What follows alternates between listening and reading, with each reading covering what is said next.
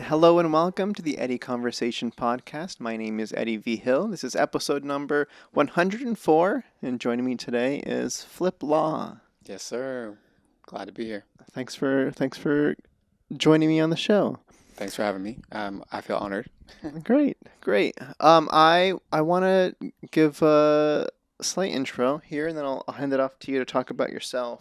But yeah, we've met a couple times before. I know you as this is where I'm kind of curious to see how you see yourself, but I know you as someone who works in the stunt space, a lot of movement space.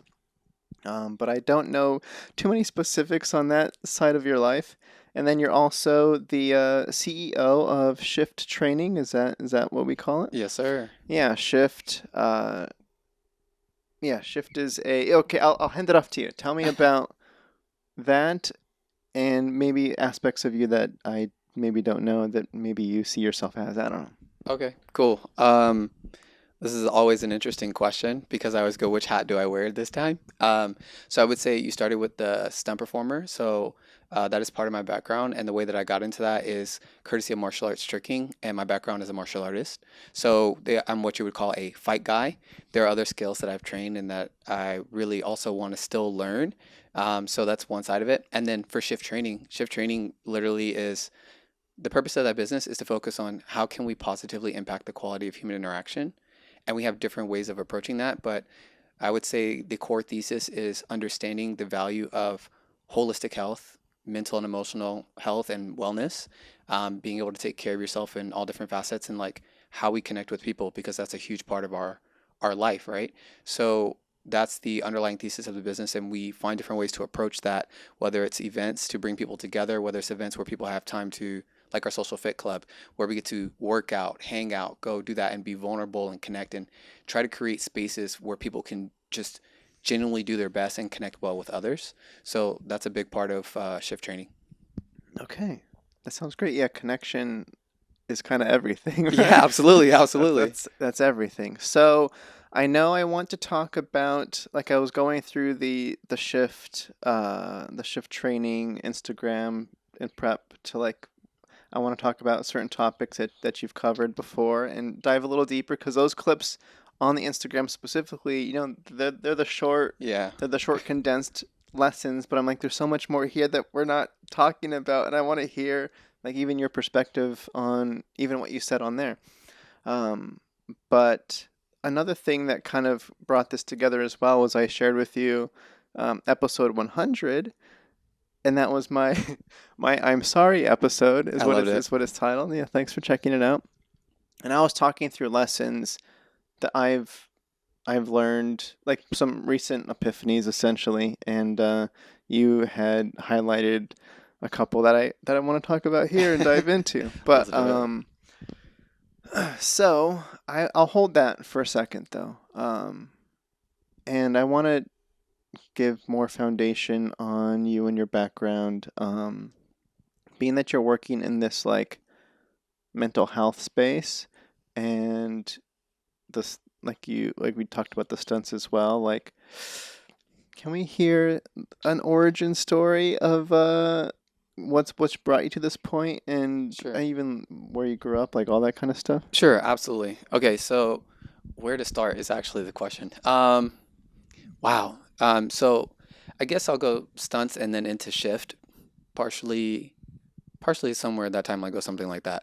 Um, for for stunts, I would say again, my background started in as a martial artist, and I started Taekwondo when I was like 6 years old, so a long time ago. I've been doing martial arts and studying different things and learning that stuff for a long time. I feel like the idea that I would not be active, whether I'm conditioning, working out, training a skill, the idea of not being active, I just don't see it in my life. So I've been active, played different sports growing up, all that stuff, just um, enjoying those things, learning different skills. I would say when my first interest in stunts was because I was at a martial arts tricking gathering in 2008. It's Luke Kicks Camp 2008. And I was riding with a couple friends, and these are new friends, but they're goats in the game, you know. So it's like, all right, cool. I'm hanging with the some legends here, have people I've learned from and respect, but they're about the same age as me.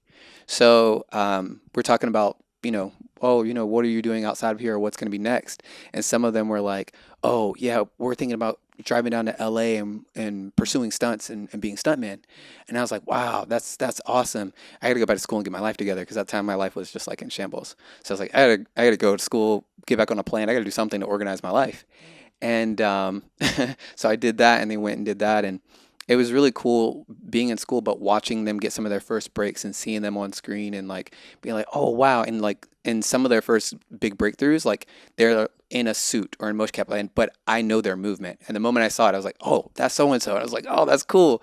And I was like, maybe when I'm done with school, I'll work corporate a little bit, move back to California, and maybe I'll try some stunts. And then I think it was June 2014. I moved out to the Valley, um, and started pursuing that. The gym that I coach at actually is called Joining All Movement, aka Jam, and a lot of people train stunts and different skills, different forms of movement there.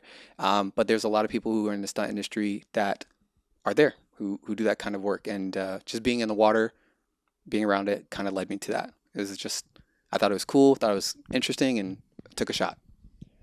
Okay, that's very that's okay. I want to dig into it more Okay. because that's a nice condensed version. It feels like because you were moving as a kid, and like you said, some part of you realized that like movement is just a part of your life, and you have to keep moving the body in some form to be healthy, I guess, or to feel good. I don't I know. I think don't know how you see it, I would but say to enjoy the experience of life. Like I I definitely know that I started martial arts when I was a kid because of Batman, Ninja Turtles, and Power Rangers.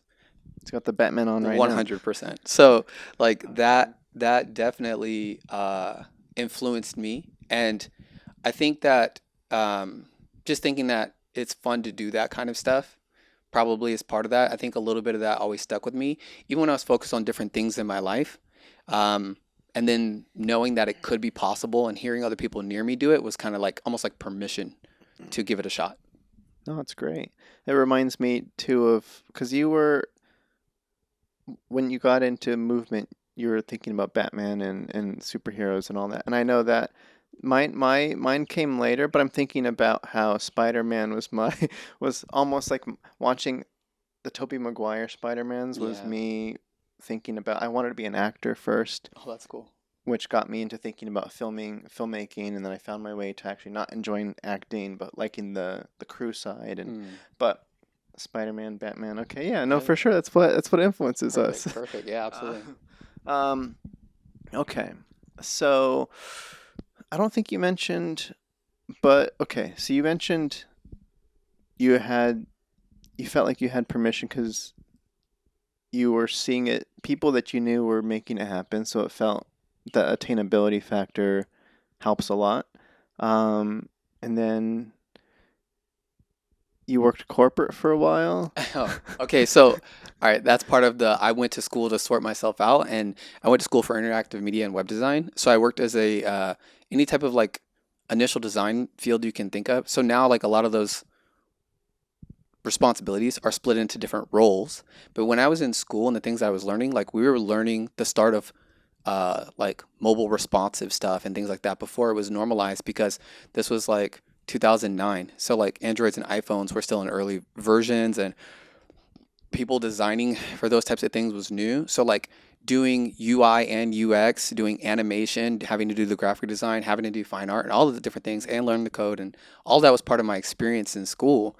So I ended up doing like multimedia, visual design, all these different roles, and then eventually ended up doing front end development and brand and getting to do all that kind of stuff. So I would say design, that skill, even though I don't use it in my regular life these days, I still appreciate design. The way that I learned it was, form plus function, and I really do just that that perspective or that definition resonates with me on so many levels. Where something that functions well and is beautiful is just it hits different.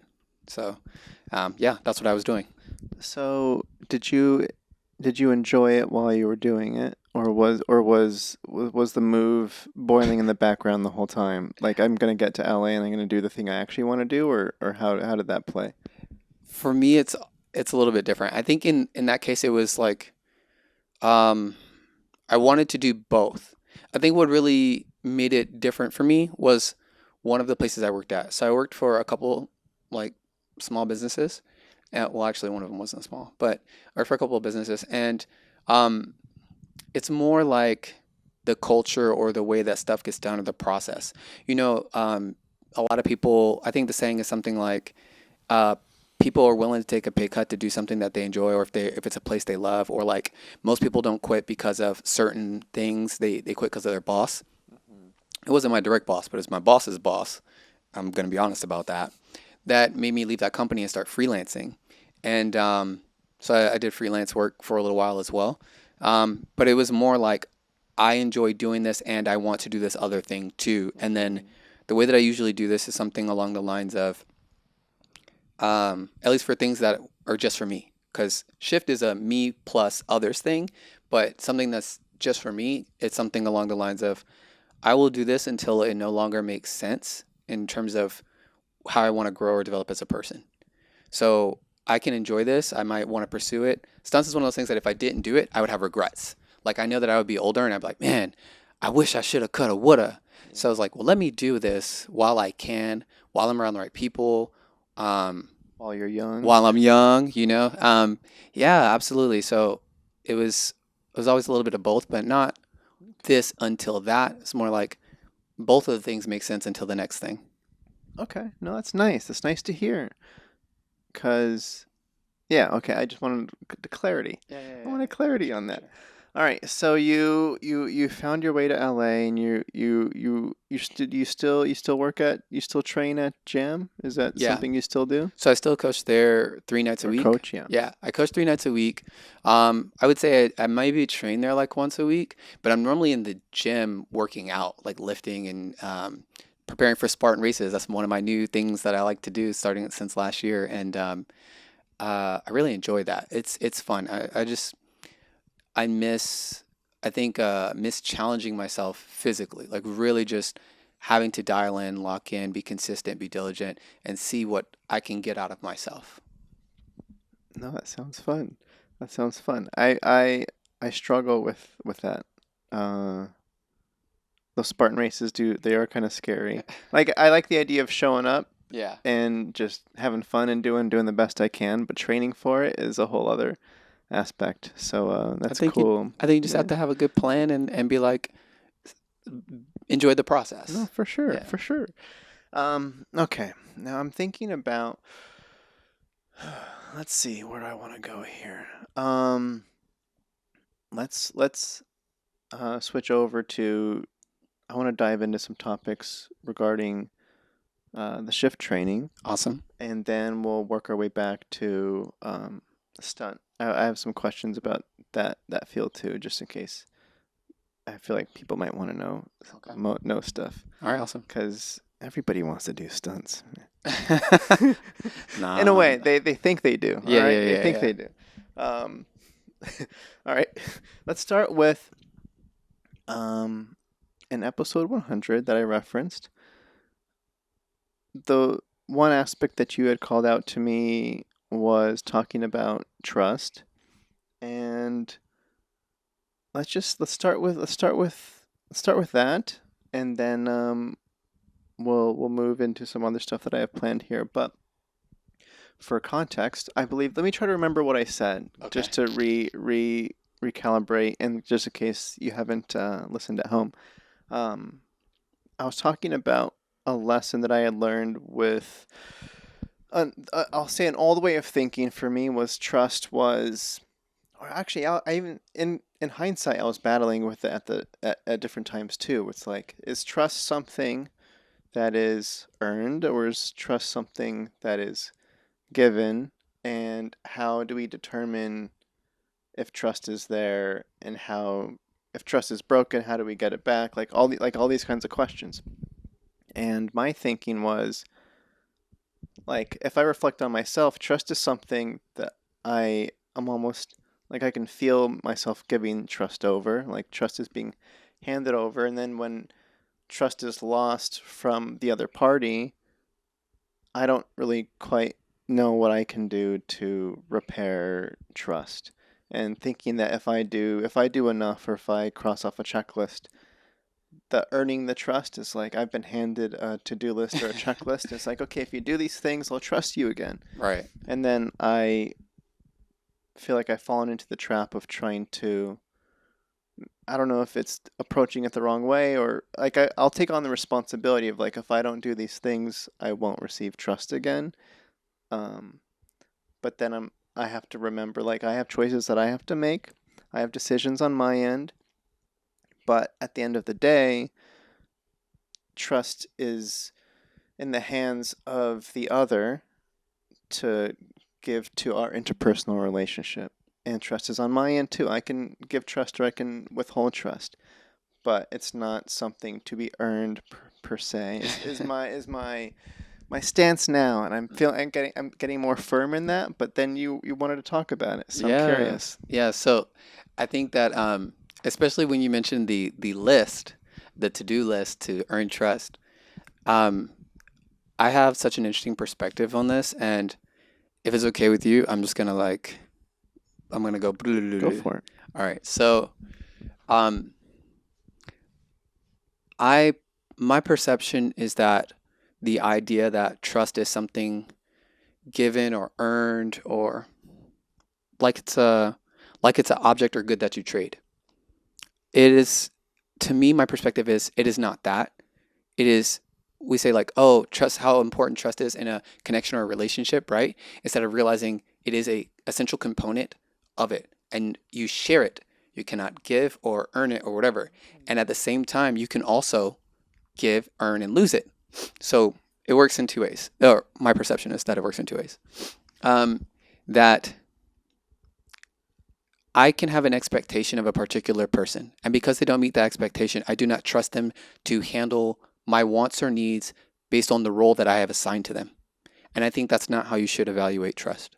I think that that is a self centered perspective of trust. Now, that is my harsh judgment about it, but that's how I feel about it. That's my perception. I have learned that in my life, it is wiser, from my perception, to trust people to be who they are, and then you can decide if what roles, tasks, responsibilities. So, like for example, I have in my transition life as of late, have been studying a great deal of project management, product management, program management. Okay, basically that means I'm good at organizing a bunch of stuff, and people who are usually really good at organizing a lot of stuff have a hard time not organizing stuff. So if you wanted me to just do something completely unorganized with you and think I'm gonna just go with the flow and be super happy and like, yeah, I'm with it, unless I've ever shown you that behavior, you should not have that expectation. And then if I don't meet your expectation and you say, well, I don't know how to trust you in these situations. You always do this, this, and this. I go, you're not trusting me to be me. Your trust is based upon me acting in a way in which you perceive that I should behave. And it's not based on my actual behavior. You're not even seeing me. You're only seeing your want and your need. And for not meeting your want and your need, you don't trust me. Now, there's a certain sense of safety. Safety is a different component that plays a role within trust, right? So you want to feel safe around people for sure, and you want to know that you can feel safe. But for example, how is it that sometimes we can have debates or disagreements with certain friends but still feel safe, and with other people we cannot? I think there's a certain level there's a certain level of connection, exchange, trust that even in the hard times you'll be okay. I think this is something you can build, you can develop, you can practice. It can be given or taken, but at the end of the day, I have a few principles, and one of them is like I trust people to be who they are. So let's say they say or tell me this is who I am. I hear you. You cannot have that full credit. I will give you partial credit because I don't know you who you are. I need to know you. As I get to know you, I will see how congruent you are. Am I? This is gonna sound weird. Like I look at stuff and like I think that I calculate it like a math equation. So for example, if someone is congruent, true to their word, and does what they say about 70% of their time, their maximum credit score in terms of trust that they could have with me is about 70%, because about 30% of the time they don't honor their word. And for me, even if my expectation is for you to be you, but 30% of the time that you're not congruent with who you are, then it makes sense for me to expect that from you too. And that's what I would trust. I trust in these areas, you're going to be on top of it or do whatever it is that you normally do. Or maybe I expect you to flake 70% of the time. You're not violating my trust. That's cool. I expect that. And me creating that space and saying it's cool for you to be who you are generally makes it easy for that person to say, I trust Flip to be okay with this. And we can have a better connection. So that's a little bit of how I view that. But sometimes, depending on the person, the list that you talked about, the list can be useful and it can also not. Some people say, if you do this, I will feel better about it. But that's not the case. Sometimes they externalize and say, like, you know, your behavior is the cause of me feeling this way versus being like, I feel this way in response to what I'm seeing. You know, um, could you potentially help me? These things would help make it easier for me to feel at peace around you and come to be okay with the things that you do. I think that it depends on the person where if that list is beneficial or not. But I truly think that trust is something that people talk so much about, betrayal, loyalty, all these different things. But I feel like my 2 cents is that there's a lot of talk about these things, but not enough time spent investigating, learning them, identifying what it really means to us specifically. That's a lot. That's great. Okay, yeah, I'm thinking about, and that all sounds good and right, and I like your breakdown of like the 70%, like this person flakes 70% of the time. Like I'm thinking about the word that comes to mind is understanding. Yeah. Like just understanding who other people are, and that's something I talked about in the video too. Is separating understanding them versus it's, and you kind of address this too. It's like they're understanding them versus is what I'm receiving okay? Like, is this something I want to be receiving Yeah. in my life, essentially? And that's where the acceptance comes in a way of like, okay, I am like I'm thinking about we're in the movie business, we're trying to put together a shoot and we have high stakes scenario where we need people to show up. You can kind of go through your list of contacts and feel out depending on the stakes, you know who to go to. And if it's lesser Yeah. stakes, you're like, okay, I can invite so and so. If they flake, it's not a big deal. And if Right. they show up, cool. Um, but I'm still trying to think about. I don't know if this was addressed in there or if I missed it, but the repair aspect of it when you're maybe you could elaborate a little bit on. I imagine it comes in the phase where you said you're starting anew in a personal relationship, like even us for instance, where it's like, okay, this is I'm demonstrating who I am to you, and as we continue our relationship, then you gain more context on me and we collect more data. That's right. We're collecting data. in a, in a way.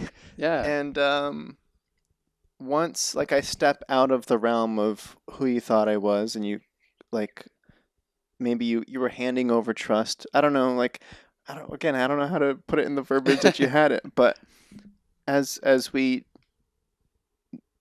as a person becomes more full in our minds, and then like you trust me with something, and I mess something up, and I like there is still potential in breaking trust Yeah. despite all the work you're doing on your end to understand me and to like there's probably still broken trust and repair that needs to happen, and I'm curious to How to approach that?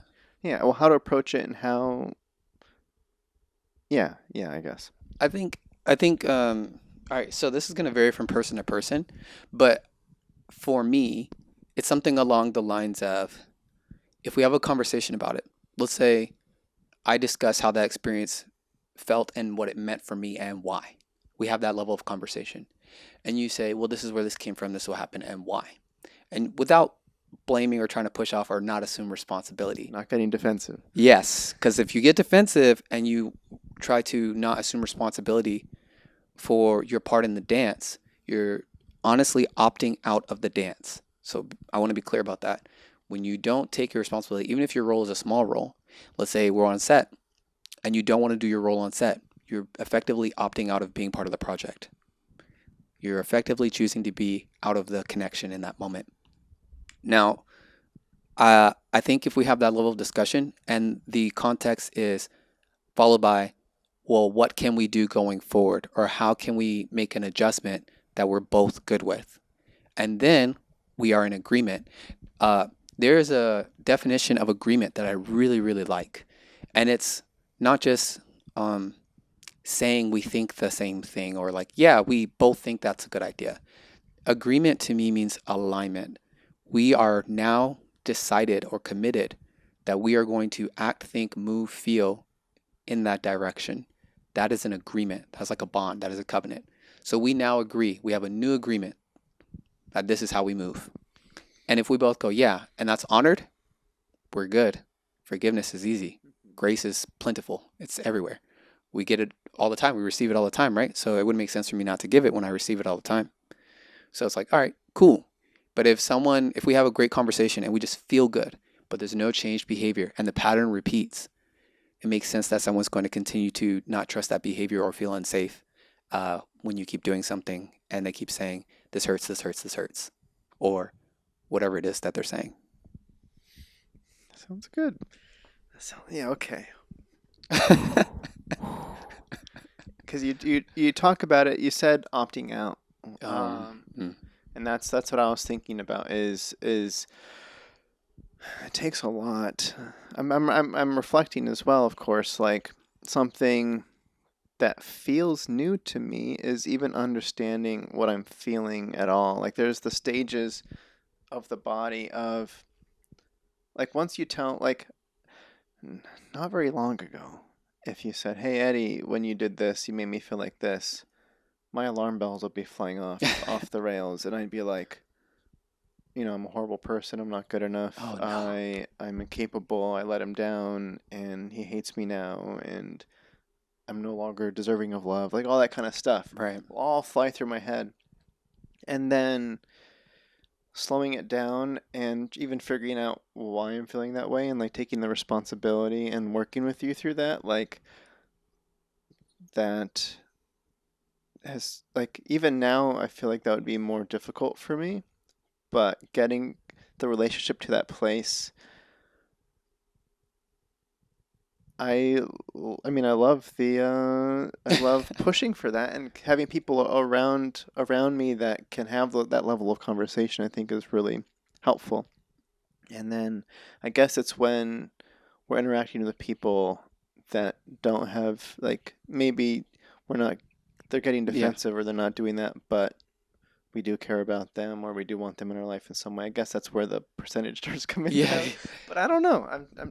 It's kind of just a little vomit there, but I feel like that's tough because like um I feel like what I just explained to you, I've had those experiences in my life and that has helped to inform that it's possible along with other things, but like I've also had the other side where it's like I want to have this conversation or connection, but we're kind of like just like butting heads like it's not happening. Um I think that even pausing to check in with yourself makes a huge difference. It creates space, but I feel like if I were going to simplify it, something along the lines of like, even if you go, well, when you did this, blah, blah, blah, blah, blah, blah, and then da, da, da, da, the first thing you should say, was that my intention? Was that my intention? No, it wasn't my intention. All right, well, I'm sorry. That wasn't my intention. And what can I do to make it better? Now, those are really hard things to say. I'm sorry. What can I do to make it better? And I think that's the thing that you want to work towards if your intention is to remain in connection with the person. I think sometimes it's easy for us to take each other for granted, to not value something precious right in front of us.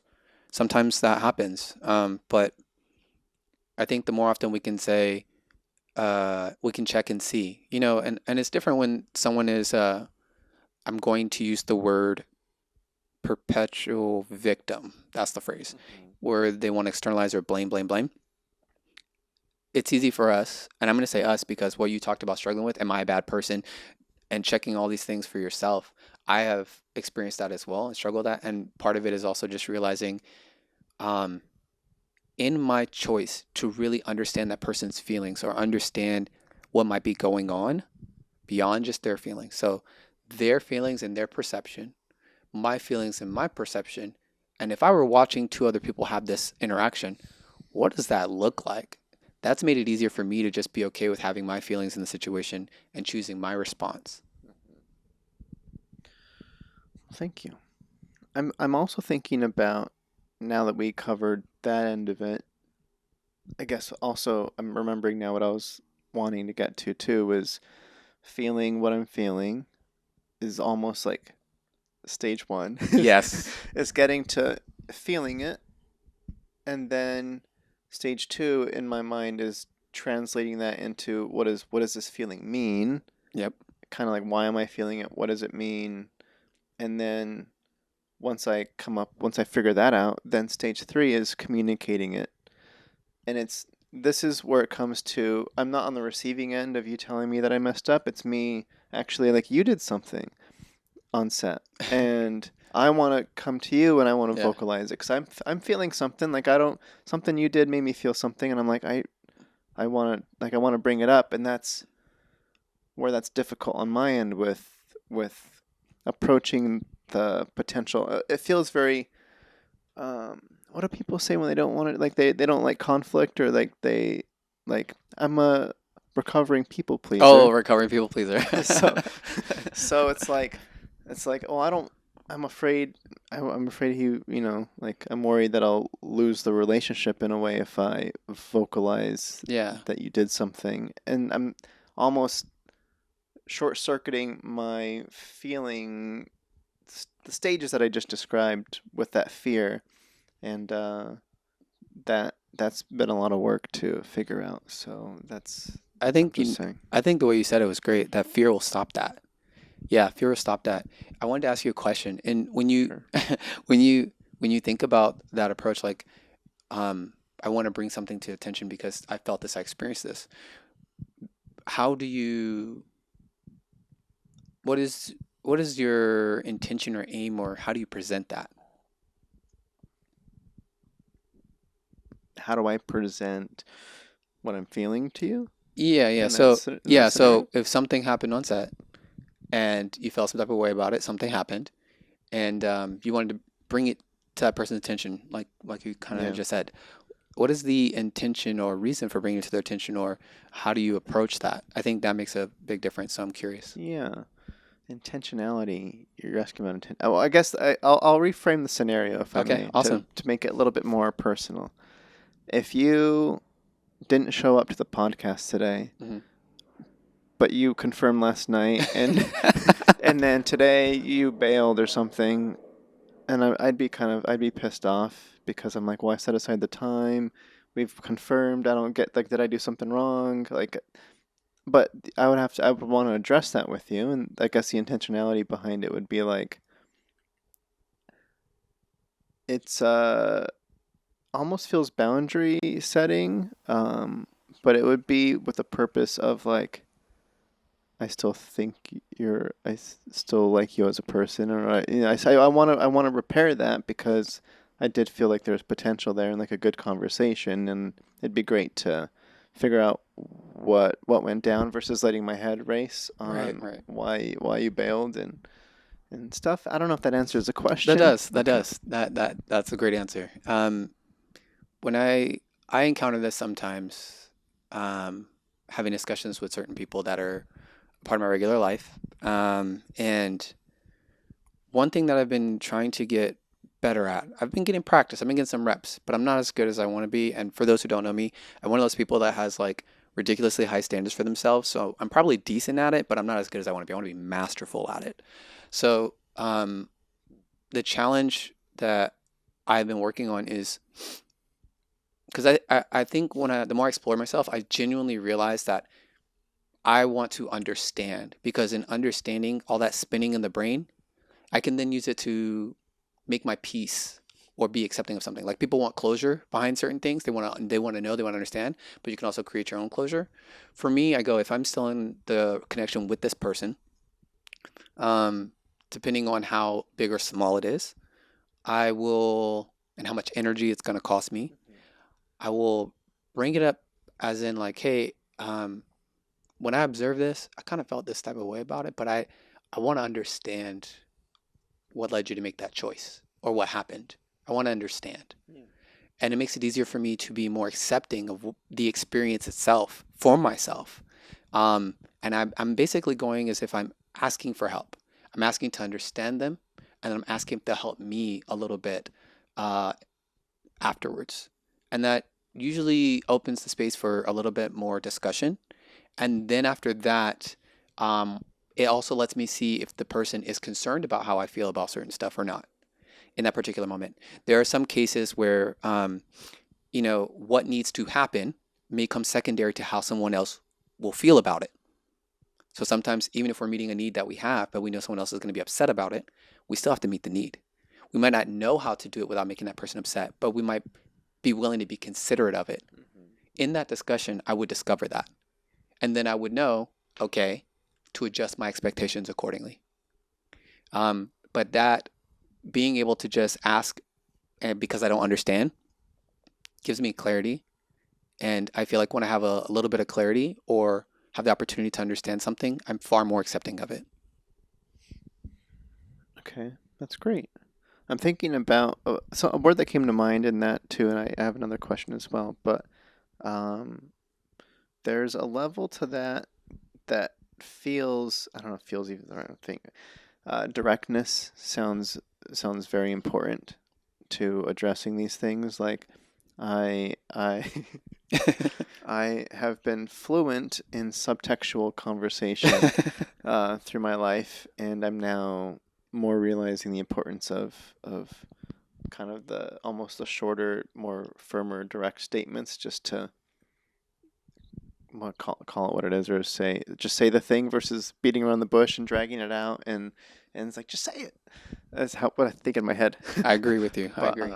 okay, I want to almost take a slight step back All right. and ask you, because we didn't get to talk about this, but what brought you to chase? I don't know if chase is the right word. Create shift the shift training and dive more fully into understanding all these aspects, and to bring putting like you and Vaughn are posting stuff all the time, bringing awareness to different mental health topics, and like emotional intelligence and all these things that I think are really important to hear specifically from guys. And then to a guy, I think the audience is more niche than it should be, and I love that you guys are out there doing it. And I don't. Yeah, can you talk about creating shift and the whole purpose for you personally and how you got there? Absolutely. So this is an interesting story time kind of deal. Um, hmm. I think when you said chase slash create, I think that's very true. I think for anybody that's trying to build or create something, it is create slash chase. Um, because you are consistently trying to create until you see the thing that you want to see. Um, just like creating a film or creating anything, like there's lots to do until it's done. Um, so for shift is interesting because this originally started back in 2019. In the past, there was someone I was very close with, and they had a different teaching background than my teaching background, but we realized that a lot of our students would come to talk to us about things that were more emotionally intelligent related, partially about the subjects, but they always want to talk about other life stuff. And then the idea was like, well, why don't we start teaching that? So the essence of shift training originally was providing like emotional intelligence type coaching originally, and uh, that person and I would kind of part ways, and I decided to proceed. And then as I was going down that path, I started to realize there's so much more here that needs to happen or should be happening. And this is funny because this is right before COVID. So valuing and understanding how important even being able to navigate our own feelings, our thoughts, our emotions, our behaviors, just being able to navigate ourselves and in relationship to connection and how important that is. Um, I think it really got like emphasized during COVID. Like, whoa. So it was kind of interesting the timing of it. But for myself, my personal driver for this is so interesting. I say this to you and to the audience, but it's like if you try to look into any business owner, any entrepreneur's background, you will hear a lot of them say, I want to see something in the world that I don't see in the world. And a lot of times that might be because they experience great pain around that thing not being in the world. And they perceive that doing so will alleviate pain, not just for themselves, but for others. So if it's something that they've mastered or leveraged in their life, and they go, man, I want other people to experience this. I want to share this with other people because it's good. That's usually the driver. And for me, like I said, we'll end up relaunching the podcast actually soon, which is going to be cool.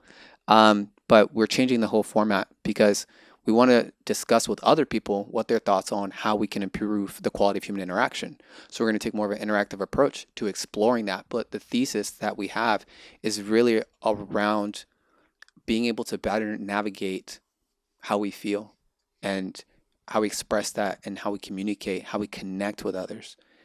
Sorting that out makes such a huge difference in life and communities and your families, and it's so major, it's so important. So it's like, okay, if we can improve the quality of how we interact with one another, how we interact with ourselves, the world looks very, very different from our perspective. So that's a big driver for me. I want to see more of what that looks like in the world. I like it. I like it. I'm all for it. I'm also wondering because you mentioned you you guys launched in 2019 Yeah, pre. so 2019 is when I founded the business, and then Vaughn joined up in 2020. He joined up during COVID. Okay. Now, I'm wondering as well how how it's been now that I mean we're in 2025 now. Right. That's 6 years. That is a hot minute. That's 6 years. Mhm. And how do you, where do you go for your education and keeping your own growth moving? Like, how do you address that in yourself? Being that you are the you self-described as you don't just want to do things, you want to get to the top tier levels of what you're doing. So, Absolutely. This is so interesting. Yeah, I would say I read. So I listen to podcasts and I read pretty much every day, and I have since like 2015, maybe even sooner. Like I would say my personal development, personal growth, choosing it willfully and be like, yes, I'm going to do this and try to be all that I can be ish, get my life together, quote unquote, as I said, mhm. started back in like 2008, 2009 ish, something like that. And then the consistent practice of reading, listening to podcasts. This may be also include like me checking out certain studies. Like if I hear something and it's based off a study and it sounds interesting, I'll go look at that study. I'm like, I need to see this. I need to see what's up. Um, but it's been like that daily for the last 10 years. Um, so I like to learn. I enjoy learning. Some of my favorite senseis are, obviously entrepreneurs, and but I have what I call the hard senseis and the soft senseis. And I think that it's important to understand both. I'm trying to, I think on the regular, I'm obsessed with trying to understand the as much of the whole picture as possible. Um, if we're creating a portrait, a painting of some sort, I wouldn't want to, I wouldn't want everything to be the same shade or tint. So it all looks very flat. Some flat red, some flat blue, some flat green, some flat yellow, but there's no like mustard yellow. There's no, orange is really brown or brown is really orange. So there's no brown in there. There's no nuance. So like, I think it's very important to understand depth and light, darkness and light, both in every way, shape, and form that you possibly can. So I think I'm just obsessed with learning because I'm trying to see the picture of life. I'm trying to really um, have a good representation, and that's a lifelong journey, and no one ever completes it. But um, I'm still obsessed with it, and I just like learning. So I spend a lot of time on that. And then regarding business, I got my MBA this year because I Nice. just wanted to. It Because you just wanted to. No, it's fun. was a Uh, test. I wanted to test myself. so, can you recall maybe just as an example, one of the more recent things that excited you and you dug into, like one of those research papers or like some study? Does something come to mind? Sure. I can say. Okay, so this is interesting. One of my favorite podcasts to listen to right now is the Huberman Lab podcast. And I like that one because of the variety of guests that he has on there and also how they touch on several elements. So, for example, if the person is a particular type of specialist, he'll talk about how what they're talking about and they'll go into some of the neuroscience or they go into it a little bit by like the biological perception or perspective of it. And I kind of like that those types of discussions happen because again, like I said, I really spend time in trying to understand the whole. So holistic health is a big thing to me. Understanding how what's happening in our body that is facilitating our experience of the world and our ability to also influence what's happening in our own body and what we can do, you know, in this internal realm and in the external realm and how they dance and play together. So I really enjoyed that podcast. One of the recent episodes he had with Dr. Lori Gottlieb. She is Gottlieb.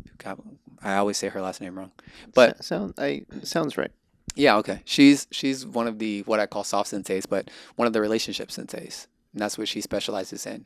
So hearing her talk about feelings, emotions, how we connect with people, and then hearing Huberman touch a little bit on certain neurological aspects of that and them have a discussion and explore that, I enjoy that. I enjoy seeing where various forms of science or understanding are starting to come together, and even where they differ. But um, I think that creates more understanding. So I enjoy that a lot right now. The book that I most recently finished is called the Let Them Theory, Mel Robbins. Oh, I heard about that one. It's very popular. It's hot in the streets. Um, that one's an interesting one. I recommend it, but it's an interesting one. Let Them, was that one written by her and her daughter, or is that one just her? I think that one's just her. It's Okay. influenced or inspired by an interaction that she had with her family. At least that's what she says in the intro of the book, I believe, or first chapter, or something like that. But it's interesting. I think it's a book where it's like there's elements that I definitely needed in my life, and there's some of it where like the nuance party in my head goes, yeah, for a lot of people in a lot of cases this fits, and then some cases not really. Can you explain to me soft sensei versus hard sensei? Yes. Okay. Okay. So Vaughn and I, we both have what we call hard senseis and soft senseis. Hard sensei is going to be way more direct and a little bit more brutal. It's like Tim Grover, Jocko Willink, Andy Frisella. It is the going all in. One of the things that Andy Frisella says that I really love, and I'm sure their shirts, but the shirts are always sold out. I could make one, but I want it from him. Is personal excellence is the ultimate rebellion. So when people have things that they're against in their life or they're upset about or whatever it is, personal excellence is the ultimate rebellion, which is saying take responsibility, be the best you can be, and do something for the people around you in your community. And that is what's going to help solve your problem. So that's one of the hard senseis. And sometimes people don't like that. I'll just keep it a buck. They don't like that. Or Tim Grover talks about winning. That's his thing. Jocko is actually, I think, more, we call him one of the hard senseis, but he's also, I think, one of the most balanced, simply because his big thing is leadership and also being able to do that well, being able to de-escalate situations and be able to be calm when it's intense. But make no mistake, he's a uh, former Navy SEAL, and he's with it, you know. So there's those senseis, and then the softer senseis are like Nedra Tawwab Glover, whose books are all about boundaries and how do you navigate family dynamics. Nicole Napera, um, all about trying to really understand how you process your own feelings and emotions and how you can do the work to navigate those things. Lori Gottlieb, Susan David, Brene Brown, a lot of the other senseis that spend time on more of the mental, emotional aspects of things and relational. I say hard senseis are about optimizing how you show up and execute in the world. So I would say hard senseis and soft senseis, and you kind of need both. At least that seems to be Yeah. what's cooking for us. Yeah. Yeah. Okay. I almost imagine hard sensei. The way that I'm interpreting it is like masculine, feminine, Yeah, almost in a way, where it feels like the hard sensei would appeal to like the standard dude. Like I mean, that's a world yeah, I felt like grabbed more. It grabbed on, like, I understood it better Yeah. sooner. The actionable items is like, okay, how do I, like you said, optimize my day or optimize this, Yes. or actionable things that, like, in the physical world versus the soft with like a lot of internal work and understanding is how I was taking it. But I know there's like layers Yeah, and yeah, nuance to yeah, it. But yeah. Another good example, I think, is Matthew Hussey. A lot of people like Matthew yeah, Hussey. yeah, And Matthew Hussey's audience is mostly women, as far as I know and understand. Now, I listen to him, and I know there's a couple other gentlemen like him where they're more of the soft senseis and they're males. And then there's like Sadia Khan, and Sadia Khan is her audience is mostly males, and she takes time to create content also for women, but basically saying like, why are you surprised when a man acts like this, or you know, basically saying, woman, pick yourself up, like don't do yeah, this, and then also men, stop being weak, don't do this, like so she's a little bit on that more the quote unquote masculine side, as you would say, but yeah, she's I yeah. think and they're both relationship senseis. But I go Matthew Hussey is a softer sensei, Sadia Khan is a harder sensei in terms of that. If I go relationships and I go relationship softer sensei, I go Esther Perel. But Esther Perel I think is also very balanced. Esther Perel is one of our favorites. We call her Auntie Esther, and I think she's one of our favorites because um, she creates the space for everyone to feel what they need to feel, to walk through it, and she guides exceptionally well. And then we must finish with action. And there's no let's not finish with action. And I think that's important. I think that's what that dynamic looks like. So let's say you've been feeling some type of way for about something for a week, and you really know you need to have that discussion with that particular individual, but you haven't taken the time to schedule it, nor have you taken the time to investigate why you're avoiding it. So, some synthesis of what soft and hard senseis might say is like, okay, you need to do that. You need to maybe think about it, process why that is. And then once you do that, you need to be courageous and you need to schedule it and you need to show up. And even if it's really, really difficult, unless you physically cannot finish it, you need to see it through. Something like that. Well, yeah. Thanks for breaking that down. I'm trying to think. Being that you are aware of the landscape of different personalities and coaching styles out there, what? Because you brought up Matthew Hussey, and I know I follow him on Instagram, and I know it kind of bugs me that I kind of my mind goes to the business perspective of it. Like, it makes sense Yeah. that the audience is primarily women, especially if he's soft, where it's like, okay, well, I'm like, he had an episode recently about talking about guys, and I was like, that's really nice. Thank you for talking about addressing the men in the room finally.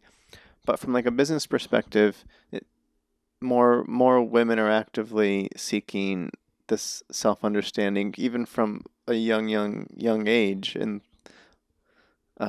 me and many other men have avoided it for a long Yeah, time. we're it's generally because we're shamed out of it, and so we show up late to the game if we show up at all. Yeah. So that a question is kind of like, I I I was, and that's why I mentioned that I like that you have shift, and I don't see. I guess the soft sensei is what is gravitating to me more so now. Like, the actionable stuff doesn't take as much effort, so like the softer stuff helps a lot. Is there anybody out there that is a guy personality? I'll do air quotes on that does lean soft sensei that has a primary audience of guys. Like, I feel like for guys, it's the ones that go super soft sensei. It's usually accommodating most of women. It's just I feel like that's just what's happening right now in the atmosphere or culture, at least in this country. That's I don't know everything that's happening in other places, but I feel like that's the observation. That's what I see. That's what I'm hearing from people, and I feel like you will get balanced male senseis, and I think a balanced male sensei is that resonates with guys still is probably about as good as you're gonna get, or I think that's maybe as far as we should get. So like Jay Shetty's been doing the thing for a long time. Jay Shetty is pretty well balanced, and softer in approach, but overall balance. Lewis Howes has a great high level of energy and still, I would say overall, pretty balanced. His whole idea is how can we use this, right? So there's still the masculine aspect of how can we use this, but also he has all types of different guests and they're talking about exploring all these different things so we can better our lives. So a lot of that is soft and hard. So it's really balanced, high energy. Ed Milet, masculine, but also, will tear up on an episode and have certain experiences with certain guests. And when something's good, he just has passion, like, oh, please deliver it to them again, because I think some people need that to get free in their life. Like he's very on fire for it. But I would say for male senseis that are maybe on the softer side for guys, I don't feel like that's a purely a thing. I think balance is about as good as we usually get for guys. So, and it makes sense too. Yeah. Yeah, because I think about even the way that they often deliver messaging on their content and stuff. It's a lot of like you're kind of saying, why doesn't this guy? It's the verbiage is specifically. I'm talking to a woman about a man, and it's like trying to figure out that kind of stuff. Whereas I think even watching the shift content, it seems. How do you guys do, and how do you self describe on the hard and soft? That's interesting. Ah, I feel like this is tough. The reason why it's tough is because I believe that my perception is that the content that Vaughn will present sometimes is softer. And even if he presents a more hard topic, his delivery will be softer. Even you can tell in the way that I'm speaking right now, when I get passionate, I'm like, let's do it. It's kind of like that. Even if I can create the space or let's say write the topic and it's something soft and I thoroughly understand it, um, I try to be balanced, but I know that my energy leans more towards once we learn, we must manifest. And that's kind of how I am personally. Vaughn is a little bit more open to holding space longer, I think, than I am. And I think that combo is actually pretty good. I would say that we're balanced, and when we create content, we're not thinking, all right, the guys need this or this is for the ladies. We just think, like, bro, this is helpful. This helped me in my life. People need this. Like, share it. And that's something we probably doesn't help us. Like, being more specific or being more niche or having, like, we want this exact target would make our life a lot easier, I'm certain. And yeah, but that's something I actually struggle with is there's a part of me where I go, I want to release a little bit more of the hard sensei content and maybe some super soft content, but I want to go more on those extremes and less in the middle, but have that full range. Um, and I just don't know how it's going to be received, so I'm kind of hesitant. Yeah, no, that makes sense. That'd be fun to see the experimentation. Yeah. Yeah, because when you do it now, are you thinking about somebody specific, or I guess like you're saying you're trying to hit a wide gamut. Like even I know when I did episode 100, I'm gonna go back to that. Everybody check it out. 100. Um, Looking at the camera, I guess I varied. I came in and out of thinking about different people throughout the process and stuff. But like Mm, often there's an individual I'm thinking about that I'm talking to almost literally. that's a But great question. yeah. All right, so um, it's been different this year. This year we've been trying to be more structured and like create all of our topics and stuff like in advance for the month. So like we yeah, we're just trying to be more structured and more organized and being consistent in our content delivery. So there's a little bit less direct to the person in the moment kind ofness, but I can definitely say in the past, plenty of our content has been inspired by events or things that happened during the week and discussions we had with people. And hearing some of those challenges and wanting to talk directly about those challenges or speak to it because maybe we heard it from two or three people that week. So the message is really for them. Yeah. Yeah. Okay, that makes sense. Great. I'll ask. This is kind of an open-ended one ish, but Okay. what from your perspective Mm. in is a topic that this is a bad way of putting it, but I'll just put it this way, needs the most messaging, like needs the most airtime addressing, and that kind of keeps coming back up and keeps coming back up. It could be, I guess, a lot to do with. the present moment we're in or recent time. Like it could be very contextual within Hmm. the moment. But what comes to mind when you think of the topic? That's so hard, the topic. Because for me, my perception is that there are several topics that are keep being looped, and Okay. people are not spending enough time at certain stages in the loop Can I hear the loop? to comprehend and move forward. And it keeps us as a community, a group of people. And this is one of those things where it goes, it's like, I was about to say, keeps us kind of stuck as a community, a group of people, slash at the same time, everyone cooks at their own time, let them cook. Just give them time, But I do feel like certain words trigger people. Trigger is a hot fire word right now. Certain words make people feel a particular way, and they don't know how to navigate it. And we're always talking about some of these challenges, and words like responsibility or accountability, um, victim, certain language makes people upset.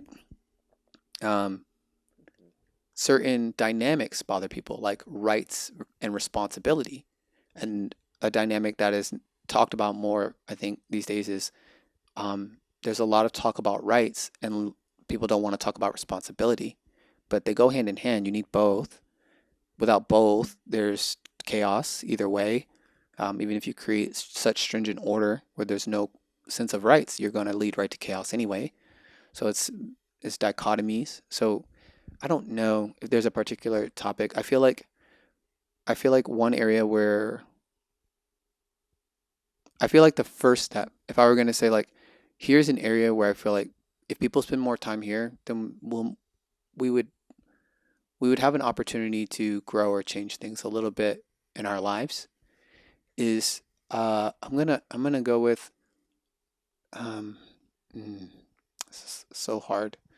Dang, you chose a good question. I almost can't even pick Eddie. Like, You wow. can, you can you can rattle off the three that you're thinking about, Okay, or okay, okay. whatever.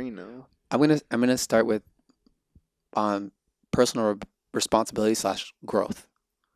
Um, I think that it's important to understand that whatever it is that we're aiming for or desire in our life, whether we are aware that we desire it or not, so whether you're intentional or not, it frames your perspective of how you see the whole world, which dictates your behavior, which is why it's so important for us to be aware and to choose to learn, to grow, to adapt, regardless of what kind of experience you want in your life. So if you want your life to be full of bliss and joy and have these amazing experiences, what does that really look like? And does that require you to grow as a person to obtain the life that you envision? Is that a requirement? I personally feel like for me in my life it is. Um, but maybe everybody doesn't feel that way. But I do feel like no matter what, it's valuable to us individually and to the people around us to take on personal responsibility and growth. I think that's I almost feel like it's a human obligation. Can you give an example of what that looks like? So I'm thinking about. Oh, I Okay, got, I got, yeah, yeah, okay, go for it, go 100%. for it, go This for it. is this is one of those hot topics that stays on my mind. Um, yeah, it looks like not allowing indulgence, self gratification, instant pleasure, make me happy be first. It can be part of the recipe. Like I said, I think in percentages. So what's the ratio? If the ratio is something like 80% of things, my life must be 80% happy or whatever it is. I go, first off, you're negating the rest of the feelings and emotions that make life beautiful. You want to paint a monochromatic picture of your life. It's very boring. You think it's not boring, but it'll be very boring and not satisfying. But there's a ratio where it's like you want to enjoy a meaningful experience of life that will lead to fulfillment, and you want to have great relationships and connection with people. And it's like, well, if you chase only you, pleasure, happiness, you cannot have that. You have to have a certain level of, um, like a good example is, I will not, more often than not, I want what I want. I must be mindful of myself and love myself, must not betray myself, must not people please to infinity, but I have to make things work. So we live in a shared space on this earth. And if I can have what I want and you can have what you want, win win is the best. If I can have what I want and it causes you no harm, that's the second best. If I can only have what I want and it has to harm you in order for me to have it, unless I need it in my life, I'm going to let it go because I don't think it's worth it to harm you for me to just be happy in the short term. It's not fair. I don't think that's reasonable. And I think that's the example that when you choose, I have to grow as a person, I have to do these things, I have to see me, I think you start to see others better too. And it makes it easier for you to be empathetic and understanding. It makes it easier for you to be considerate of how it will affect people. And then at the same time, if you truly see yourself, then you're not consumed by living for other people. You can also live for yourself. And I think that's that dynamic. That's why I say that's so important. Use a term there that I think is important to um, expand on. Uh, Truly see yourself. Mm, That, mm. because the word true is a big word. I like it. Um, what does that mean? B, but how though? Yeah. Okay, so yeah, that's a great question. Oh, and it's such a real one too. It's a great question. Um, when I think of the short version of how, and then I'll go to your A and B. Like when I say truly see yourself, I think of you have to see yourself without the things you're hiding behind. You have to see the biases that exist. You have to see why they exist. You need to understand yourself as if you're observing a creature. If you have a pet, you ever seen a pet, you go, I know these things about the pet. Do you know those things about you? Are you able to say at this time, this is when I eat, this is when I need this, this is uh, hugs like this feel the best to me because you need to see how you operate as a being. I would say that's the best way to say see your true self or truly see yourself. Then A, I feel like was this the how or was B the how? B was the but how though? But how though? What was the A again? It was the can you it was the definition Okay, yeah, aspect of it, definition. Yeah. which I think you just did. Okay, perfect. So yeah, I think that's important. And then the how is honestly reflecting, it's journaling, writing, going for a walk, talking with yourself. Sometimes you learn in reflection through others, but remember, others are a mirror and their lens is what you're going to see through.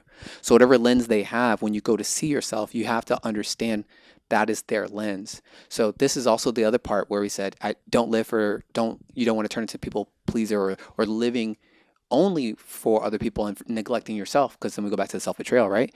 And it's part of going, oh, that person's lens is true. An example of this is I remember somebody said something to me and I was like, I was shooketh, as they say. I was, I was like, is that really, no way. I was like, I remember this person telling me about this part about somebody else and this part about somebody else. And I was like, that doesn't even sound like me. So what even made it possible for me to not take on that thing too much, even though I took it on more than I should have, was I was able to say, that doesn't sound like me. I knew myself well enough to go, that doesn't sound like Yeah. me. But at the same Yeah. time, I go, if this is true for this person through their lens, I've done terrible harm to them. Mhm. I need to investigate this. So I asked three other people that have uh, been in similar positions or we've had similar types of connections in my life that have known me for a long period of time. And I asked them, I said, hey, I received this message. This is the context. Does this behavior sound like me? Have you ever seen this of me? Did you ever experience this around me? And all of them said no. I said, that doesn't sound like you. What it sounds like is, and they gave their perspective. And I took those three different lenses from those other people, and their three lenses were more congruent. This person's perspective was standalone. And then me having that moment of uncertainty, I had to decide how I wanted to reconfigure. But I was really hurt that that person felt so badly about our interaction, about our experience. And I was like, you know, so I feel like reflecting, Mhm. sometimes checking with people who've known you for a long time, asking them, tell me straight, like, what are some of the things that I do? Tell on Yeah, myself. Tell on me. have I gotten defensive with you before? Yeah, Oh yeah, yeah, yeah. you Oh, yeah, yeah. have. That's what you do. Yes, yes, yes. Okay, then you know. Say, do you remember what it was about? I was about this. Okay, so I'm obviously a little sensitive or resistant around this subject. That's good to know that about yourself because then you can make a better decision about how you navigate it. Yeah. Um. So that was A and B. There is a. Okay, no, I was gonna say there's a C, but I don't think there is. I'm thinking about. Oh, man. What you said resonated with me regarding the you had a preface in there. You're like, if you know yourself, then you could have that reflection time when Yes. something happens and somebody says something about you that doesn't sound right. Right. Then you can, again, me describing my alarm bells going off. Yeah. It's like, oh no, I really messed up with Flip. And I check in with my friends. I'm like, hey, like you kind of said, but for me to even do that, I have to kind of bring it back down and reflect on it. And I'm thinking back to moments in which I didn't know myself, Mm, and that's when people say stuff about you and you actually are like for me, I would try to make changes thinking just trusting that what they said was accurate to yeah. and true to an interaction Yeah. and then not checking in with anybody else and being like that feels like there's some truth in there that's grabbing on some level because I haven't done the searching, so it's like I haven't really looked, but it sounds like if I did look, there's probably something Yeah. there. Sounds about right. And then falling into the trap of like it sounds like I liked hearing your approach because you per- my interpretation is like you protected yourself from falling into traps that I've seen myself fall into with like, oh no, now I'm making changes for somebody that is is an isolated experience that it wasn't really about me Yeah, and then kind of you thing. take it on and go, I need to revise who I am based on this person's experience, which we all do at some point in time, which is like, I just want to reiterate that we revise or think we should change or mold or grow into a particular way based on someone else's experience or interpretation of us. That is a dangerous game to play. I don't recommend it. I will, if I may share, Yeah. I would share that I had some experiences where I guess I'm going to start always with this, which is like, I could have done better, surely. And there's no denial about that. I could have done better. At the same time, I did the best that I knew to do at the time with the knowledge on hand, based on my experience. I did not try. Didn't have a lack of trying, um, and I didn't have a lack of caring. But I can also say the things that I cared about more could have been potentially less considerate than I imagined. And not fully understanding that certain choices I made people feel as if I was rejecting them regularly, when in my mind, I was choosing a choice that led to a healthier outcome. And sometimes that's really nuanced and it's hard to see. So, taking on some of the words of those people that I've cared about so deeply made me stop trusting my ability to navigate complex situations, which made me avoid them. And in turn of avoiding them, not doing them, not still taking those risks, it cost me a lot of time in terms of learning and growth. I literally shunned my own growth because I took on too much of the words of others, and it made me, I learned a lot from those experiences, but I wish I would have responded better. I wish I would have known not respond better to those situations to make them better, but I wish after feeling the pain of those situations that my response would have been better because I could have gained even more. I could have grown and learned even more. And at the same time, that was all I had at the moment. And it led me to this point here. So I know more now. I just wish I knew it sooner. No, that makes sense.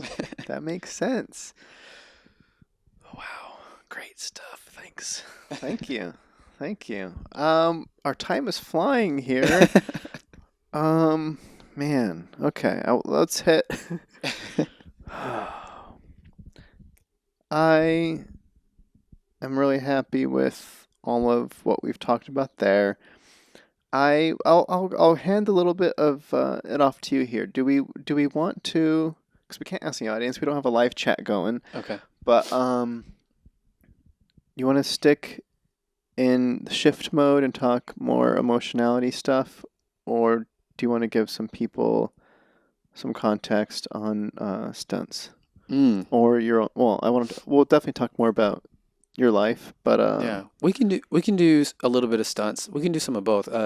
It's interesting because those worlds are so drastically different, and yeah. I know I know some people within stunts that are, I say like light senseis and hard senseis. I know in the stunt industry, it's a hard game. There's a lot of really kind, beautiful people in there that play the hard game in this hard sport, hard craft, hard industry, hard profession, etc., whatever you want to call it. But it's not for the faint of heart. And then I know people who are also, there's a term they called light workers. People who do healing type work, people who help others in their life and through different services, whether that's chiro or chiropractic work, or whether it's like physical therapy, or whether it's counseling or Like anything like that. meditation and Yeah, stuff. yeah, Yeah. yeah. So there's people who work in stunts who also do those other types of things like shifts. So like whenever I see them or we see each other, it's like, hi, other person who's in stunts, but it's like on the inside, not a stunt person, but you love the stunt stuff too. We have like a unique interaction, but yeah, let's definitely talk about stunts. Stunts is kind of rough right now. Okay. I mean, the entertainment industry is rough right now, but Oh, stunts, yeah. yeah. Tell me about it. Okay. There. I don't know. I'll throw out some questions. Yeah, yeah, Go yeah. about it however Well, you're gonna go about it. let's play the game. I think the an obvious, nice, easy softball question is Okay. the classic advice for getting involved in stunts and what Yeah. to know jumping in, and then your thoughts on also the Oscars taking on the stunts. Oh goodness. Okay, okay, okay. So we'll start with the softball one. Softball one is um there are some people, everyone's path is different, and I just want to say that there is a classic path ish, but a lot of people have different paths. So my path is abnormal, but I can tell you what I know about a lot of common path as well. And then maybe I'll tell you about my abnormal path. Um, get skills, film with friends. So actually learn the skills. Basically, your main skills that you're going to learn if you are a fight person is you're going to learn how to wreck. You're going to learn how to fall. You're going to learn how to eat it, basically, in a safe way and make it look bad. You're going to perform, make it look like you absolutely got cooked, but you were totally in control of your body. So first is learn how to do that. Maybe you want to learn a particular weapon. Maybe you want to learn a particular style of martial art or something to help you get like a little foundation if you want to go into fights.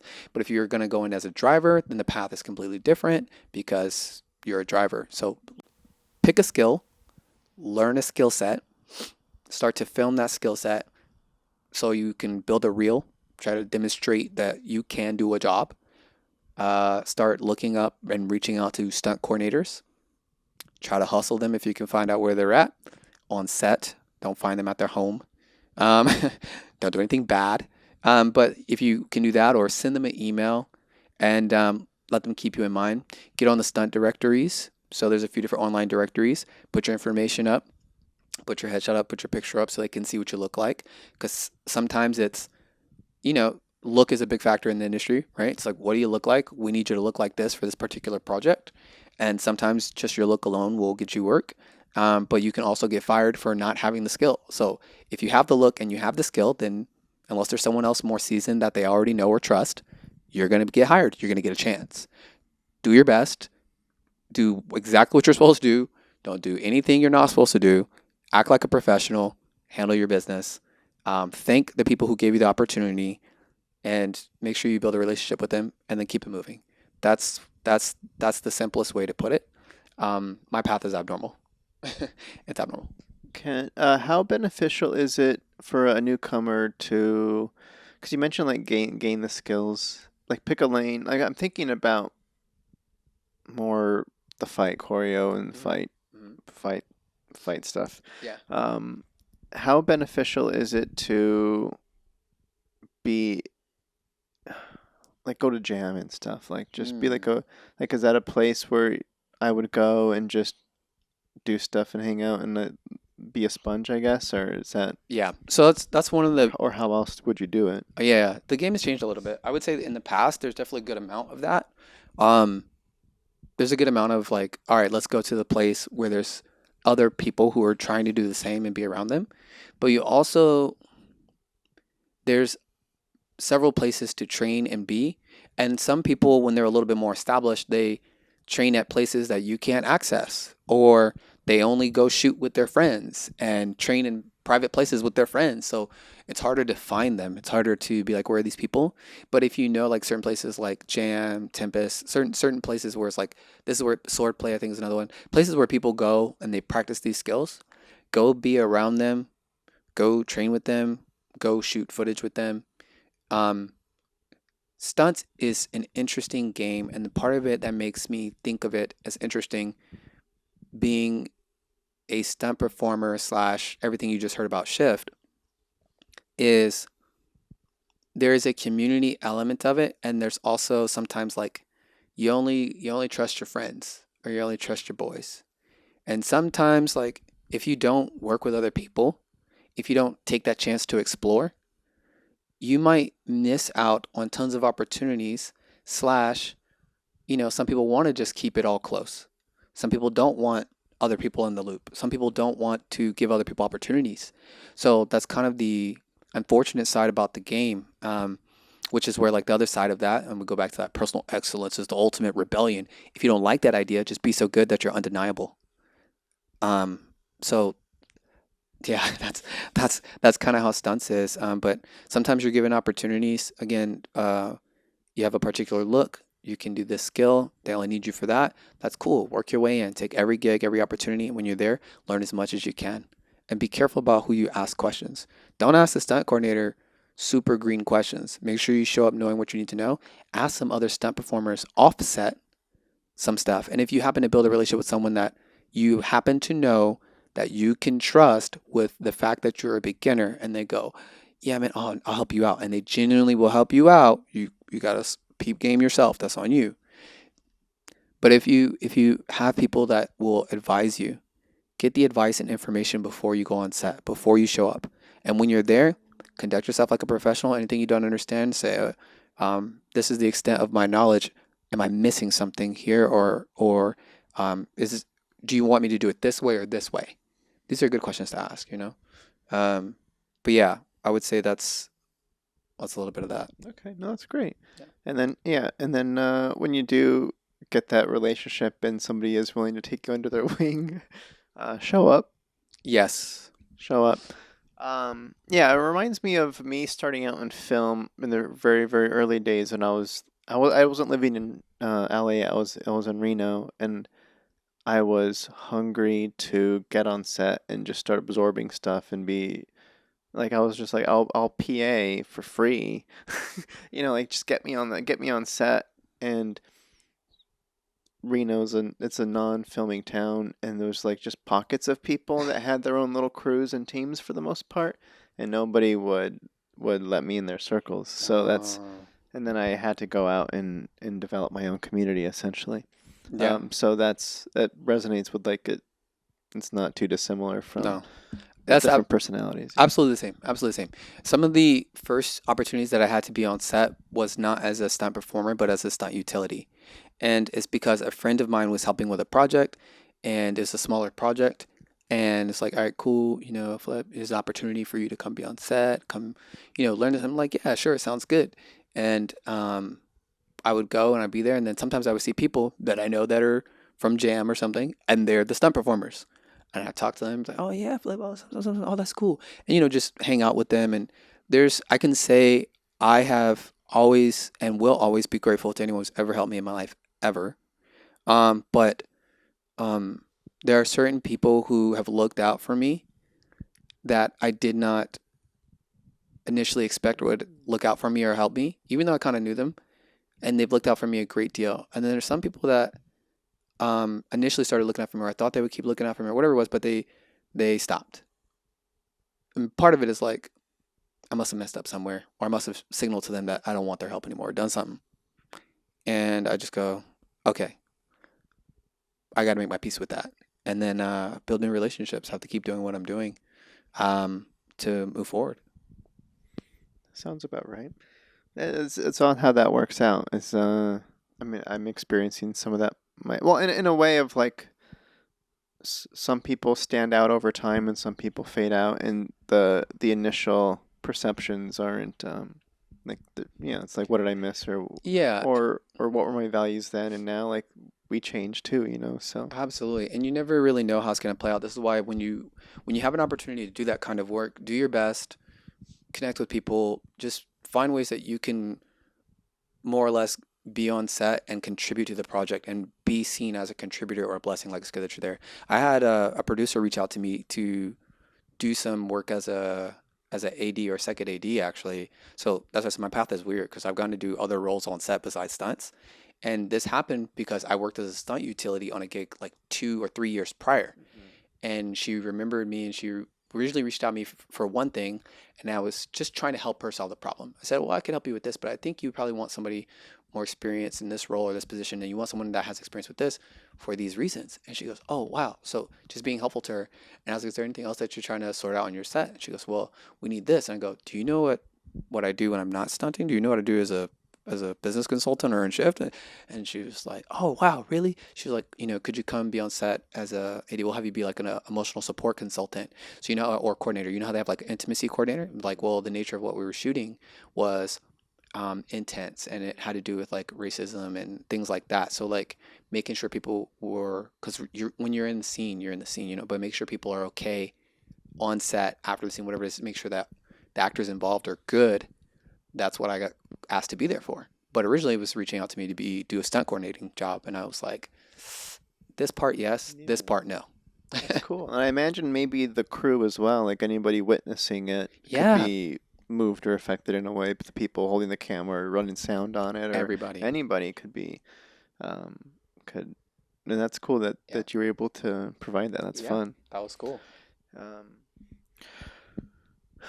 and then this is kind of a pseudo. I'm going to say this is the last stunt question. Okay. It is pseudo burning, just because I want to. I'm curious. Okay. Again, I'm a new stunt person. I found my way on a set. You said it a couple times, but I just want to clarify. You said show up prepared, show up like ask the questions before you get there, ask kind of figure stuff out and Yes. be professional and handle your stuff. But I'll preface that when I think about because I'm often on set as a script supervisor is my normally my thing, and I've always been a proponent of like education on set and being open to questions Oh, and yes. and just being like, yeah, this is what I did. Well, PAs will often ask, they're the classic question askers, and I'm happy to answer questions on set and let you know what I'm doing, and or no matter what I'm doing, if I'm directing or first ADing or script supervising, like ask me questions. I want it to be a safe space for questions. Is stunts not? No. No. I'm gonna give it to you right now. No. Don't okay. So don't ask the questions on the set. I would say if it involves safety specifically and you want to make sure you're safe, you should ask 100%. Okay. So there are a few caveats. Something that I've learned from more senior stunt performers is that sometimes you want to say yes to a gag that you really think would be cool, whatever it is. You just don't want to let the coordinator down. You don't want to say no, but there are things that make you go, bruh, I could definitely get cooked. And you get cooked. And you're like, God dang it. I know I should have. No matter what, and if you get cooked, what's going to happen is you're going to get replaced. So you will get cooked and you will be replaced. So don't let yourself end up in a position where you have a drastic injury or something bad happen and your livelihood be compromised for one scene or one gag or one whatever it is. Make sure it's safe, make sure you're good to go. That's part of the caveat. But yeah, in stunts, it's kind of like I expect you to show up and execute. It is just like that. You show up, you execute. We make adjustments. You haven't done something like this before, but something close enough. We'll help you figure out the rest. Let's run it because so and so asked us to film this and shoot it. And part of it is also because stunt performers are looked at through two different lenses. There's a perception. Sometimes it's like, wow, stunt performers are so professional, hardworking. They take big risks. Like they're really cool. They're badass, right? And then there's the other part of it where it's like stunts are they just do our action for us. Like they're not really thoughtful people or Hmm. particular like we can just replace them. Like they get hurt, replace them, swap them out. Some people aren't, just whoop whoop, get rid of And them. who's saying that? That's part of the internal conversation where there's been many of stunt performers, and I will definitely say this is something I hear more from seniors, where it's like you will be replaced instantly if you can't do a particular thing, or if you do it poorly, we're just going to replace you because it looks bad on the stunt department. It makes stunt performers look unprofessional, like we're unprepared. It makes them more concerned, or it makes it to where whatever it is, the perception from, let's say, maybe directors or producers is that not that we're adding, but all of a sudden we're becoming a liability. So it makes us look bad if we are not there ready to rock and roll. Gotcha. It's good to know. I mean, that's how I know I'll be staying away from this the stunt work. But yeah, no, it kind of it kind of bums me out a little bit. But I yeah the it's the culture, I guess. It is. And I will say that some stunt coordinators are more open to certain things, but again, there's still a baseline. So, for example, if I'm 80 or 90% prepared, but I'm looking for a little bit of nuance or how I can improve, you know, a reasonable stunt coordinator is going to go, yeah, okay. I heard, I believe it was Thierry Turner say this. He's a OG legend in the game, and hopefully he'll put me on for something. And but I remember him saying something like, if you have it 80% of the time, 80 to 90% of the time, he's like, there's no coordinator that should ever be mad at you or give you a hard time. He's like, because in reality, he's like, we've all made so many mistakes. He's like, all stunt coordinators were one stunt performers. He's like, we've all made so many mistakes. Some of us only get it right 70% of the time, but here we are. And that's why we do multiple takes. And that's why we do that. So we try to capture that moment within a few takes. He's like, anyone that doesn't understand that is unreasonable. So you have some coordinators that are very aware and have seen a lot in their time and are like, yeah, we can make that work. This is pretty good. Or let's do this. Let's try to adjust this. They will try to make it work until they can't. And then they have to do what they have to do. They have to do their job. But I know that the overall thing is, if I'm not convinced that you go nail this in 1 to 3 takes, I am not going to hire you, basically. Makes sense. It makes sense. Yeah, I mean, it sounds just like, yeah, collaboration is still healthy. Showing up as a professional, that's a part of it. Like, you're not gonna, yeah, it's unreasonable to think everybody's gonna know everything at all moments. So, Right. but showing up and being like, how do I put this harness on, or something like that is gonna, or I don't know. Yeah, you better It's talk like, with your friends or practice or whatever you need to do. Usually the person rigging you up will tell you everything that's going on yeah, because they want to make sure you're safe and secure, and they'll ask you and they'll let you know like, hey, this is why we're doing what we're doing. But um, I generally if it's something that is simple, or they say, hey, can you do a something something, or if I know that they're looking for something, I will try to navigate how I'm going to answer that question. And this is usually before on set. They want to know if I can do it. And they say, I'll get back to you. I go, great. And then I call the 3 or 4 or 5 stunt performers that I know are my boys. And I'm like, yo, how does this go usually? Like, what has been your experience? Tell me, and what is it like? And then I use their experience and I go, okay, cool. This is what I can expect. This is what to adapt to. When they ask me the question, I will know how to respond as if I have done it. When I show up, before I show up, I might go to jam. I might try to simulate the thing as much as possible before I show up. And then I go, I've got some simulation, I've got some experience, and now it's time for the real deal. yeah, And I have to hope that I can score above a C on my first try.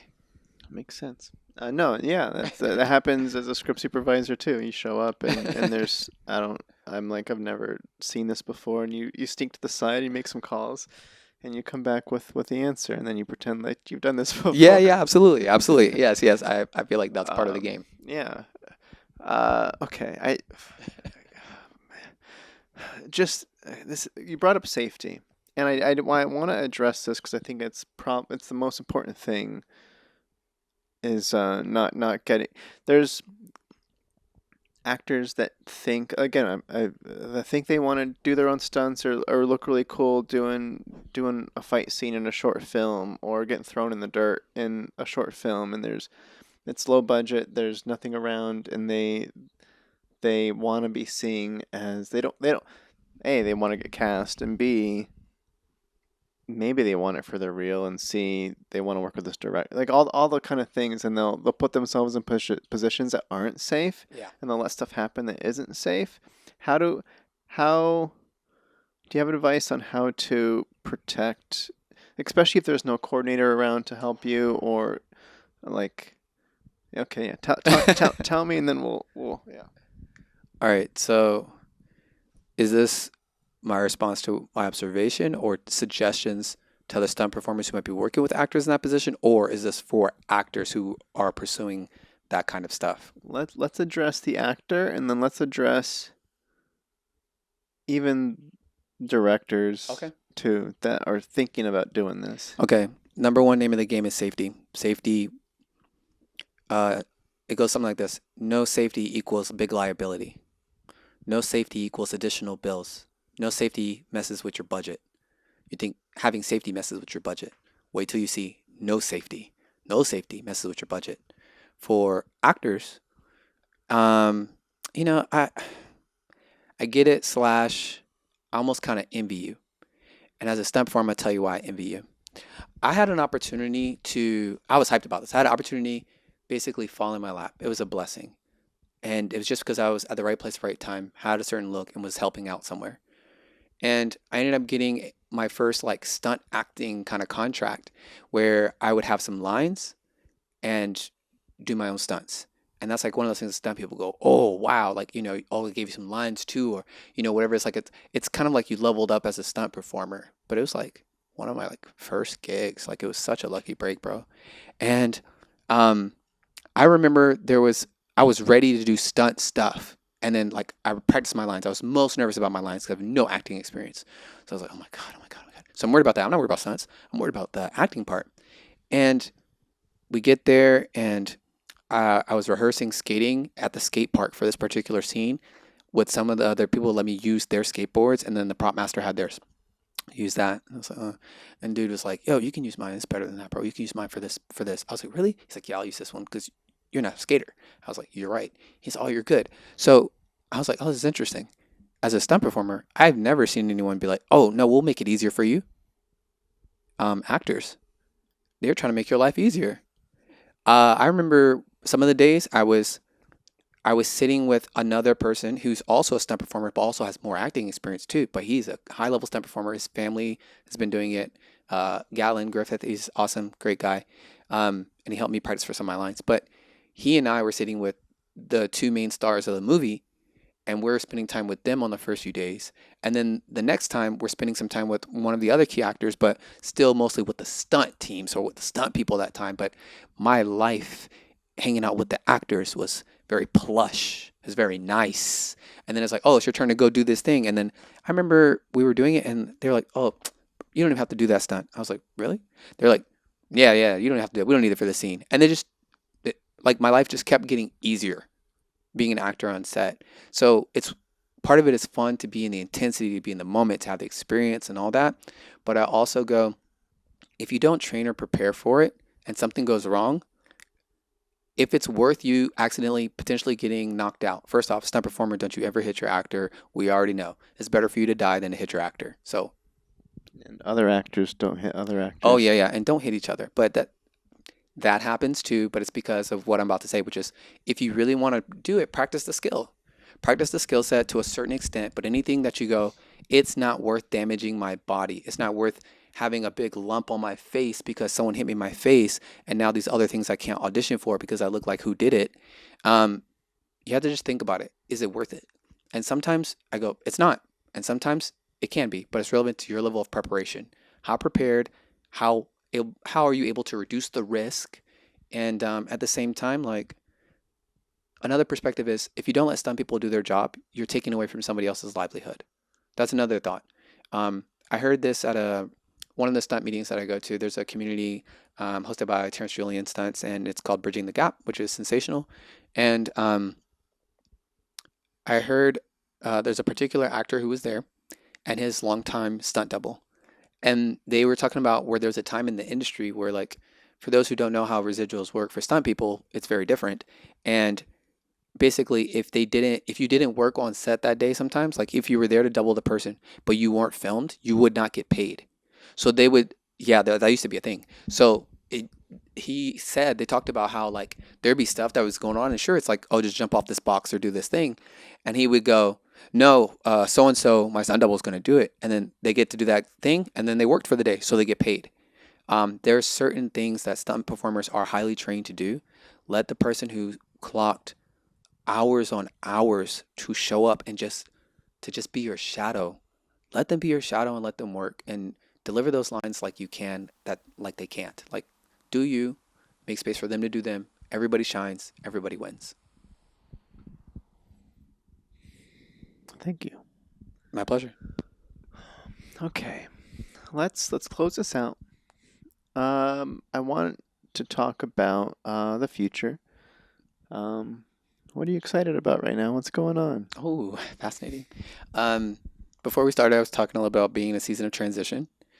And the interesting thing about being in transition is, as someone who's constantly seeking change and growth in life, I'm almost always in transition. It's like stability, transition, stability, transition, stability, transition, because I'm trying to move in life, right?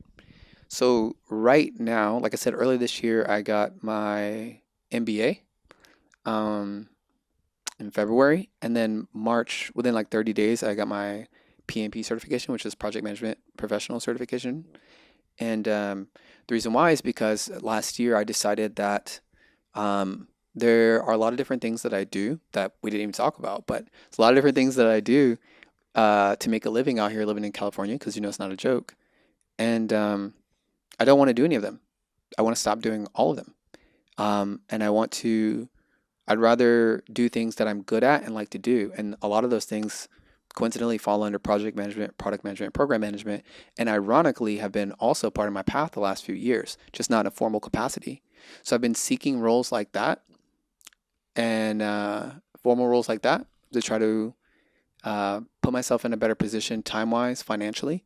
And then that will give me more leverage and skills that I can use to continue to grow Shift and build that over time, because that's a long term project. That's not a short term, we need to make some money right now. It's not that kind of project. It's a completely purpose driven project.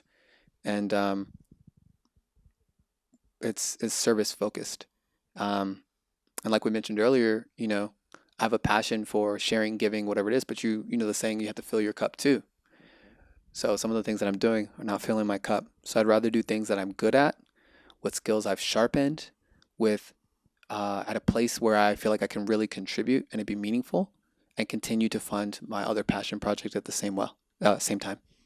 Yeah. So that's kind of what's been going on as of late. Yeah.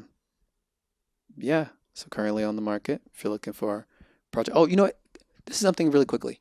I, Sure. yeah, yeah. This is something that I've been curious about for all the different people who work on sets. Maybe somebody, one of your friends, maybe somebody knows this. But I've always wondered, when I've been on certain projects where I see there's challenges with production, with, scheduling, money, all that stuff is always a challenge. But I always wondered why there's not a certified project manager or product manager or program manager specifically, like they split it up into several different roles. Mhm. But I always go, why is that not more standardized, where there's more use of or utility? I guess the only thing that comes to my mind is that every project's a different project and every entity is like a different entity, but Mhm. I feel like it should be an industry standard to have people who have those skill sets on every project. And the skill set being, you're talking about like scheduling and logistics and Yeah, like so the yeah, so project. if you talk about project management really involves scope management, stakeholder management. You have your schedule management, resource management, budget management, Yeah. change management, all these different things that you have to be Yeah. on top of. But it's like it's split up a great deal. But I don't think I've ever been on a set where someone's like, oh yeah, like uh, I have these other in some industries that are not entertainment industry, or in certain roles, it's like you must have these certain credentials to do this job. Yeah. And I know the entertainment industry is very much so not like that. But I also go, man, I feel like I could be on be part of a production team and bring these values and might help our operation run a little smoother. Yeah, it's. I mean, it's definitely. It sounds like when I think about production, because I've almost tried to. I've had people on the podcast where it's like they are a production coordinator or a production manager or a producer or a Right. line producer, or and I'm like, or there's like production supervisor, and I'm just like, there's a manager, a coordinator, and the line producer, and this, and then all four of them are reaching out to me about different stuff. I'm like, I don't know who's in charge of who. Is this standard Yes. practice across each production? And then the answer I'll get is like, it depends on the people you bring on and who kind of handles what a little bit. Yeah. I'm sure they have some method to the madness, but Yeah. that is a skill set that is needed. The budgeting Okay. and the and Yeah, I just wonder because every time I see that, there's times where I go, sometimes stuff's not sorted out to a certain point in time, and it's like, all right, cool. We emailed you at midnight, and we need you here at 5:30 a.m. It's like, yeah, no, that's not cool. yeah, like, Not all right, cool. bro. Not cool. Um, yeah, I don't know if I answered your question, but we'll see if we can get you a better answer on getting you on set to do that for people too. That'll be fun. All right. So for those that want to keep up with Shift, keep up with you, what are some links, websites, handles that people could follow? Awesome. For Shift on Instagram, our handle is Shift Own Your Life. So we'd greatly appreciate a follow, comment, like, help us to better understand what we could do or create that you would find interesting or how we can serve you. And then for myself, my personal Instagram is Flip FLIP M as in Michael and Law LAW. So Flip M Law on IG. Great. That's the show. We Yes. did it. Thanks again for being on. I enjoyed the conversation and that's that. I don't know. Thank you, Eddie. I appreciate you All having right. me. Bye everybody. Bye.